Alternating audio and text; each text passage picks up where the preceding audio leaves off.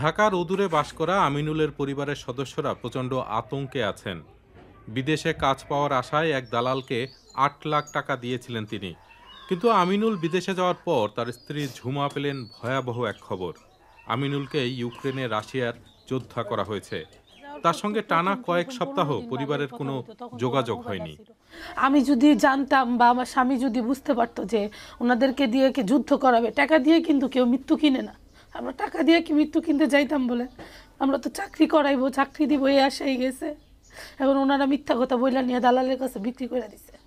Deutsche valley অন্তত ৭টি ঘটনা পেয়েছে যেখানে ঢাকার এই এজেন্সির সম্পৃক্ততার অভিযোগ রয়েছে। বিদেশে চাকুরির লোভ দেখিয়ে সাধারণ মানুষকে রাশিয়ার সেনাবাহিনীতে পাচার করে এজেন্সিটি। আরমান মণ্ডলকেও এই এজেন্সি যুদ্ধে পাঠিয়েছে। দালাল বলেছিলেন রাশিয়ায় তাকে পরিচ্ছন্নতা কর্মীর কাজ দেয়া হবে, কিন্তু তিনি সেখানে পৌঁছানোর পর রাশিয়ার কর্মকর্তারা তাকে জোর করে সেনাবাহিনীতে নিয়ে নেয়। আমাদের একটা রাশিয়ান ফেডারেশনের কাগজে সাইন করে, মানে এখানে রাশিয়ান ভাষায় লেখা ছিল আর কি আমরা বুঝি নাই। ওটা হচ্ছে রাশিয়ান আর্মিতে জয়েন দেওয়ার জন্য একটা পরে আমরা রাশিয়ান ভাষা তো জানি না, রাশিয়ান ইয়াও তো জানি না, পরে আমাদের ওই কাগজে একটা সাইন নেয়। আরমান জানান যে তাকে ২ সপ্তাহ সামরিক প্রশিক্ষণ দেওয়ার পর ইউক্রেনে মোতায়েন করা হয়। সেখানে ল্যান্ডমাইনের আঘাতে আহত হন তিনি।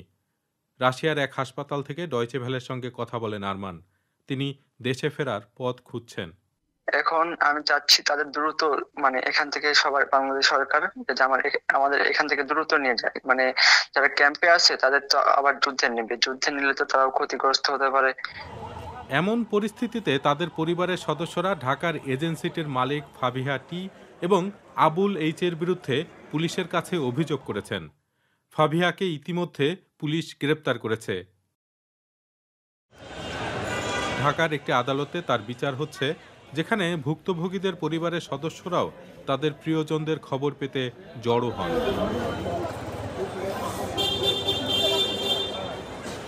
ফাবিহা এবং তার আইনজীবী ডয়চে ভ্যালের সঙ্গে কথা বলতে রাজি হননি। এজেন্সিটি বন্ধ করে দিয়েছে পুলিশ। কিন্তু আবুল আমাদেরকে এক অজানা স্থান থেকে ভিডিও সাক্ষাৎকার দিতে রাজি হন। তিনি দাবি করেছেন যে যোদ্ধা হতে কাউকে বিদেশে পাঠাননি তিনি।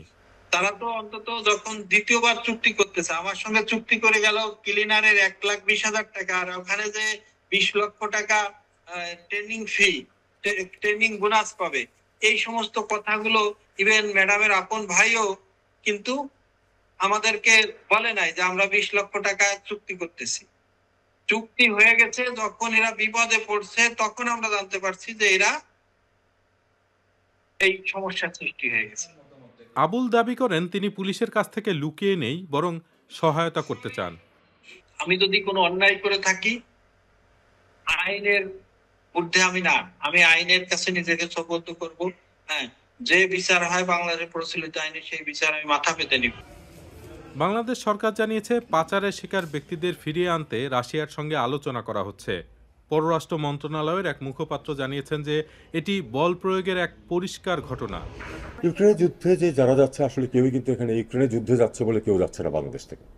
এটা একেবারেই ওই কোট অ্যান্ড কোট আদম ব্যাপারী যারা, তাদের পাল্লায় পড়ে এরা যাচ্ছে। অন্য কোনো কিছু তাদেরকে লোভ দেখানো হচ্ছে, অথবা মাঝপথে কোথাও যাওয়ার পরে লোভ দেখানো হচ্ছে যে ওখানে গেলে অনেক টাকা পাওয়া যাবে ইত্যাদি ইত্যাদি, এই করে নিয়ে যাচ্ছে। এটা একটা সম্পূর্ণ বেআইনি কাজ এবং বেআইনি পথেই যাচ্ছে।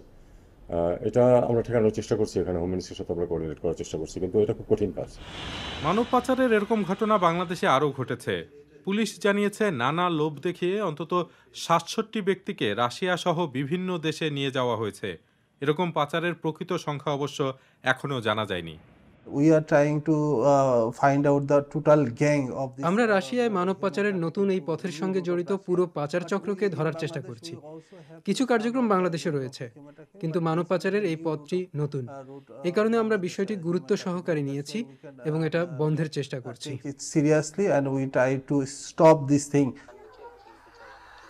বেশ কিছু অনিশ্চিত দিনের পর ঝুমা তার স্বামীর একটি বার্তা পান যে তিনি বেঁচে আছেন, কিন্তু তারা দুজনেই জানেন যে তার ঘরে ফেরা অনেক কঠিন হবে। রাশিয়া তাকে ছাড়বে কিনা তা এখনও নিশ্চিত নয়। আর যদি ছাড়েও তিনি কবে আবার পরিবারের কাছে, সন্তানদের কাছে ফিরতে পারবেন তা নিয়ে অনিশ্চয়তা থেকে যাচ্ছে।